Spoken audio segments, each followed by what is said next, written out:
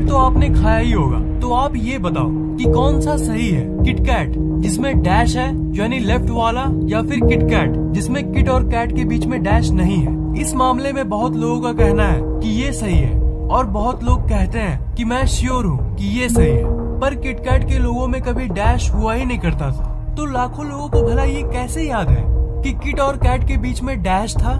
एक आदमी गलत हो सकता है पर 1 लाख लोग पागल नहीं है। पर क्या हो, आपने एक सुबह उठा और आप हर जगह ये देख रहे हो कि मैगी मैग बन गया। आपको तो लगेगा कि ये मैगी था, ये मैग कहाँ से हुआ, ये क्या, ये क्या था, क्या है ये हुआ क्या। कोका कोला, ये कोका कोला का 3 लोगो है। अब आप बोलो कि कौन सा सही है, कोका और कोला के बीच में ये छोटा डैश वाला, या फिर बड़ा डैश वाला, या फिर ये टेढ़ा डैश वाला।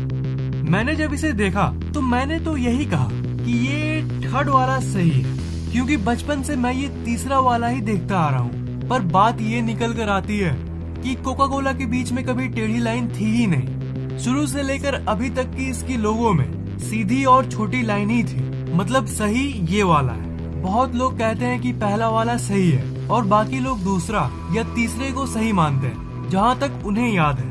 पर सबसे ज्यादा वोट टेढ़ी वाली को ही मिली है। टेढ़े डैश वाले को लोग सबसे ज्यादा सही मानते आ रहे हैं। पर गजब बात तो ये है कि अगर आप इसकी वेबसाइट पर भी जाके कोका कोला की लोगों की हिस्ट्री को चेक करोगे तो आपको एक भी ऐसा लोगो नहीं दिखने मिलेगा जिसमें टेढ़ी डैश हो।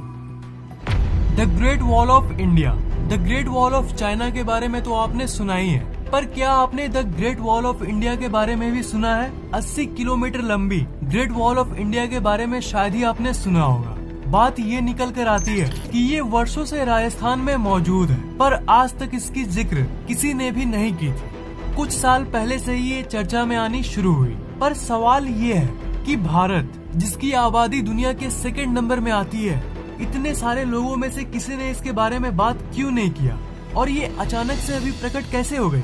कई लोगों का मानना है कि कोई इंसान भूतकाल में जाके सब कुछ बदल रहा है, पर ये बात तो ज्यादातर लोगों को नॉनसेंस लगेगी। मतलब कोई पास्ट में जाकर चीजों को कैसे बदल सकता है।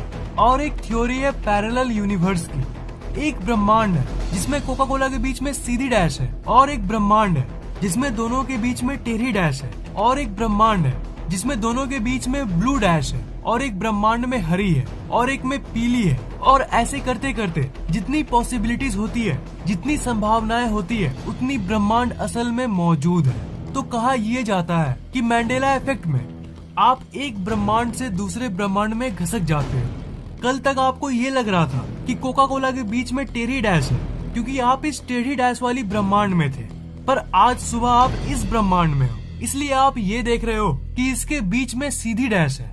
या फिर ये भी हो सकता है कि उस ब्रह्मांड की यादें लीक होकर इस ब्रह्मांड में आ रही है आपके दिमाग में, इसलिए शायद आपको कभी कभी ऐसा लगता है कि ये घटना मेरे साथ हो चुकी है। पर सिर्फ समझाने की कोशिश करने के लिए ये टाइम ट्रैवल और पैरेलल यूनिवर्स वाली बात को बताई गई है। असल में ये कैसे होता है, इसका उत्तर किसी के पास नहीं है। ऐसी ही और वीडियोस के लिए इस चैनल को सब्सक्राइब जरूर करना।